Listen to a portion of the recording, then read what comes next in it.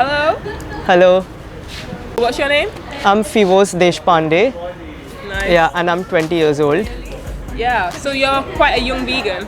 Yeah, I'm vegan, and I believe I'm from the minority because I'm gay and I'm vegan. Wow, that's cool. Yeah. What is your experience of being gay in India? For me, I never really had any problem being gay in India, but the thing is, when I was a kid, I felt the pressure to follow the gender roles. But after that, when I came out to everyone, like nothing ever happened. And my parents also, they were worried for me if, like, the society would bully me, but I never got bullied. But I have many gay friends who have got bullied when they were kids. So I consider myself fortunate enough not to get bullied. What do you say to other people that want to maybe come out and say that they're gay? Yeah, first of all, in India, they don't come out to their parents, they come out to their close friends. And then it's like, then they'll come out to their parents. It's like that. And usually, they have a backup plan. If their parents kick them out of the house, then they'll stay somewhere at their friend's house. And then the LGBT community is also quite supportive here. You went on a gay parade? Yeah, I went for a gay pride parade this year, and I cross-dressed to protest against the society forcing us to follow gender roles. So it was just a simple protest against that. And how did people respond to the protest? People were quite surprised seeing me cross-dress, because I'm not into cross-dressing, but I just cross-dress for the pride parade to encourage transgenders my age to come out and be proud of them. And I have 2-3 friends who are transgender, and they are just 20 or 19 years old, and they're proud of them, which is very rare in India. You mentioned about society's expectations, how you should be. Yeah, So exactly. Do you think there's an expectation of how we should eat as well? Yeah, and there are many parents who force their kids to eat meat even here in India. So that's the problem. As a kid, I converted myself to vegetarianism when I was 12 years old. So since then, I started preaching about it and started talking about it with my friends when I was a kid. And then they all were impressed, and they all wanted to go vegetarian. But then the thing is, their parents would force them to eat meat. Yeah. So that's the problem. Because now, and the problem that I've noticed is I don't want to say anything bad about the Indians. I'm Indian myself, but then we have a very bad habit of aping the West. Whatever West is the best. So that's the if you can't speak English over here, and if you speak in Hindi, the local language, then they'll judge you. So whatever is in the West, we just want to ape it. So that's the trend going on. Otherwise, before there were a lot of vegetarians. Right now, these days, there are many vegetarians I know who want to try meat and not tell their parents, because they consider that liberal. So yeah, they're oh, we follow liberal values, we want to try meat. I've never tried meat, it's amazing and all. Yeah. So that's the upcoming trend amongst vegetarians over here who don't eat meat out of tradition rather than moral ethics. Why did you become vegan? I'll say first how I became vegetarian too. I was from a meat-eating family in India. My mom's from Nagaland, so that's at northeast India, and they have a saying over there that they eat everything that walks. So she comes basically from a meat-eating background. My dad also doesn't care; he's also a meat eater. But then, one day I was walking in a slum, and then I saw someone chopping the leg of a goat alive before killing the goat. And I was still thinking, okay, the goat was yelling for help, and it made me cry. Yeah. And then I had many friends, during their festivals, they would sacrifice goats. So they would take me for those festivals and make me see how they just slit the throat of the goat and just watch them suffer, and everyone's just taking a video on their phone. So that was really horrible and disturbing, and whenever I used to go during the sacrifice festivals, you would see dustbins filled with organs pouring out everywhere, blood on the street, and it was really horrible. And I used to always think like, do they actually want to die to satisfy me? Because I was taught that animals were kept on earth for us. And my mom is a Baptist, so I was sent to every Sunday Baptist schools, like the Bible schools, and I was taught about that. And then I saw a movie on Buddha, and when Buddha, he interrupts a sacrifice ritual of the king, and he tells the king, okay, you kill the goat, all your sacrifice will be washed away, but what about the sin of killing the goat? Yeah, so that's how he convinced many people to go like on a vegetarian diet. But then in Buddhism there are these 5 precepts. The 3rd precept talks about not stealing. So when we consume milk, we are stealing it. So that's also the thought about many Buddhists going vegan too, because milk is stealing from a mother. So that's a thought. And then I was vegetarian for like 9 years, and then after that I went for a lot of meditation retreats. Then afterwards I got encouraged by overcoming desires to such an extent where I would have only brown rice and stewed vegetables for breakfast, lunch and dinner, with a little salt and little fruits. So that was my daily diet for 1 year, and this diet, I was on such a diet for 1 year without even knowing about veganism, and I would eat nothing else. So after 1 year I came across this PETA video exposing the dairy industry in India, and when I saw that, I was in complete denial, but I was like, okay, as it is, I'm already vegan, but I do not buy it that what's happening in the dairy industry is like that. And then one fine day I just stumbled upon, as I considered myself vegan, I was like, there has to be something regarding veganism, like in the entertainment industry, like movie or songs on YouTube. Then I started researching more about, I did a Google search on top 10 vegan movies.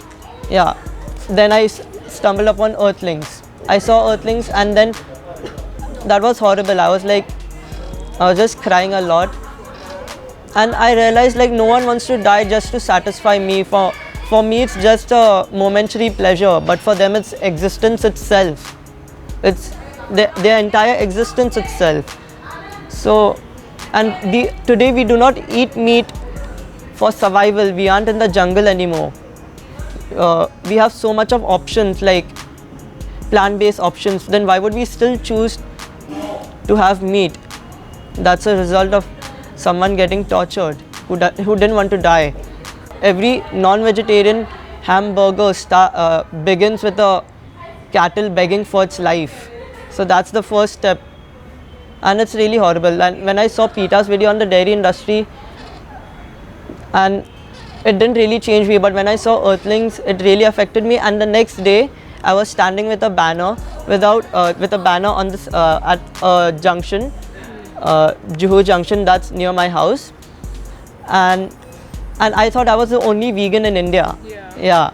Then beef ban happened in Mumbai, so everyone was frustrated about it and were uploading their discontent and all on Facebook. So I just made a status that although the reasons behind the beef ban are really ridiculous, but I still support the beef ban no matter what, because many vegans here believe like the reasons behind the meat ban were ridiculous and not ethical. It was more regarding tradition rather than moral ethics.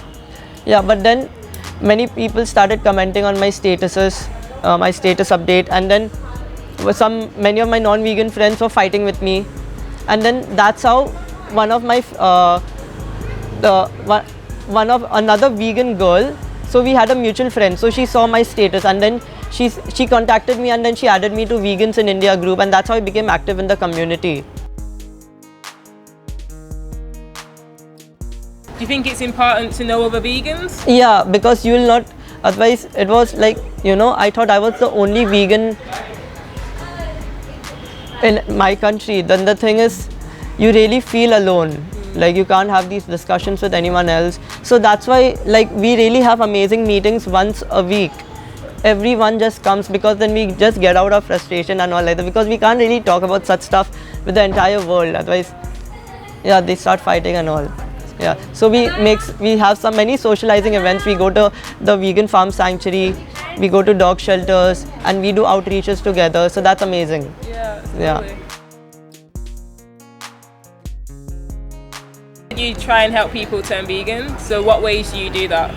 Yeah, I first of all I try and show them like small videos, farm to fridge, like earthlings and all. I'll make them watch those. Like when I go for sleepers, I'll just tell them I got an interesting movie, let's watch it. Yeah, and then we end up watching that, and then after that they feel more like, you know, curious, and they want to know, try out a diet and all. So to be honest, I don't tell them to go vegan overnight, but because according to statistics, people who have gone vegan overnight are the ones who go back to eating meat. Oh wow. Yeah. So that's the thing. It's a step-by-step process. So I first tell them to, like, you know, exclude meat. And right now my sister, she's a pescatarian. So, and that too, it was very hard for her. So that's how I encourage people. And then I do a lot of leafleting, and I carry a tablet. We and my friends roam around the market area and ask random people. Like, we literally ask them, do you care for animals? Now, no one could ever say no to that, right?